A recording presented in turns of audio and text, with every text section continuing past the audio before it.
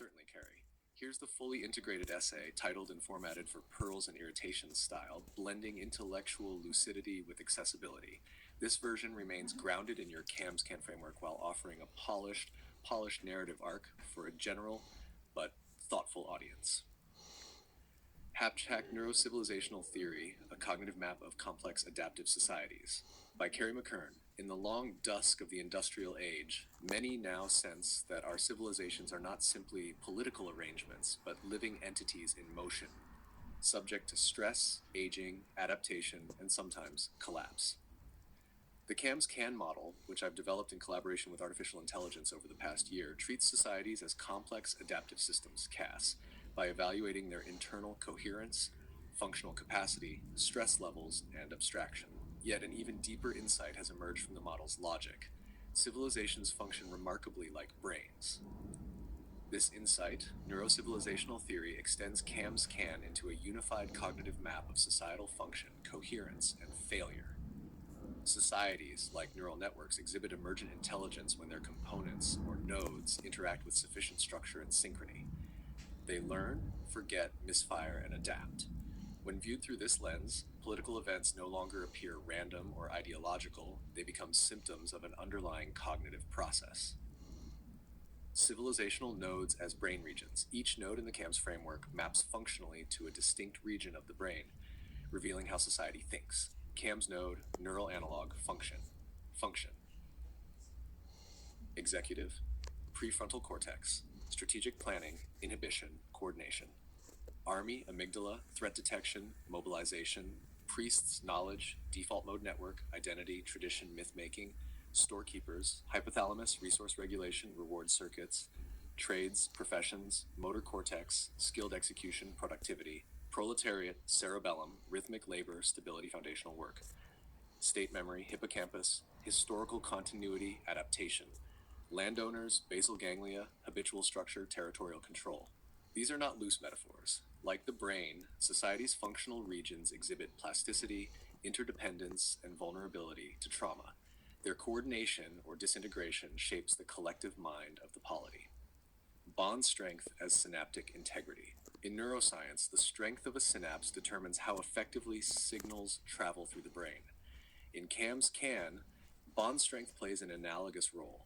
It measures how aligned and responsive each node is to the others. A system with high bond strength can process stress, innovate, and maintain internal coherence. Mathematically, math BSI t plus 1 equals BSI t plus alpha HT minus HT, where HT definitely is system health and alpha adjusts the sensitivity to recent change. High bond strength allows coordinated decision making, resistance to societal fragmentation, resilience under external pressure. Low bond strength, by contrast, heralds dissociation, nodes falling out of sync, triggering social seizures or ideological hallucinations. System health as cognitive vitality. A civilization's system health, CAMS-CAN's central output, functions like an IQ or cognitive integrity score. It captures the balance between productive capacity and cognitive overload. Math 8 equals frac sum WIT dot CIT dot KIT, sum SIT 1.5 C dot 1 minus PT, where CI equals coherence, KI equals capacity, SI equals stress, AI equals abstraction, PT equals polarization or parasitic inefficiency equals node weighting. A thriving system balances abstraction with coherence and low systemic stress. A collapsing one suffers runaway activity, node hypertrophy, or degraded memory. Shash path dependence as neural development. Just as early neural development in children determines lifelong patterns, early institutional choices shape civilizational behavior. This is canalization, historical path dependency baked into structure. Examples: Rome, hypertrophied amygdala executive loop, military dominance and imperial aggression. China, strong prefrontal hypothalamus alignment, order, bureaucracy, provisioning. Japan, persistent DMN activity, cultural introspection and identity conservation. These choices, once reinforced, become structurally locked in, shaping future response to crisis and innovation. Pathologies and collapse as neurological disorders. Civilizational breakdowns mirror neural disorders. Syndrome, civilizational symptom, neural equivalent, narrative. Burma, seat, Burma. Army overrides executive, epileptic spike.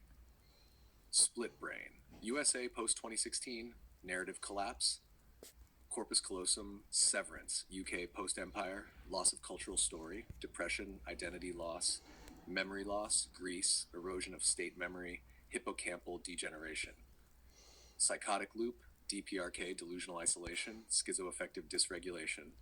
The system loses its capacity for integration, impulse control, or future planning. Civilizational consciousness as emergence. When a society's nodes synchronize and its stress is metabolized through abstraction and memory, it reaches a form of cognitive emergence, a collective intelligence capable of self-regulation and learning. This occurs when bond strength converges across nodes, the resilience index, a CAMSCAN derivative, becomes sustainably positive, coherence is metastable, neither rigid nor chaotic. At that threshold, society becomes a meta-mind, an intelligent organism navigating the landscape of history. Taxonomy of civilizational cognitive styles.